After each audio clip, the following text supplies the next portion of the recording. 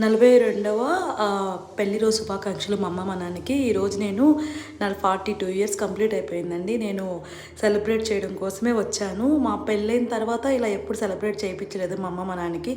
Almost ఒక 14 years అయిపోతుంది. So నిన్న సెలబ్రేట్ చేయడం కోసమే వచ్చేసరికి చాలా హ్యాపీగా ఫీల్ అయిపోయారు. నేను వస్తాను ఎక్స్పెక్ట్ చేయలేదు వాళ్ళు. ఇదంతా వీళ్ళకి కొత్త కదా, ఇలా కేక్ కట్ చాలా డేస్ అయిపోయింది ఇలా కేక్ కట్ చేయడం. ఒక ఫుడ్ కేక్ పెట్టమంటే కూడా మా అమ్మ సిగ్గుపడిపోతుంది అనమాట.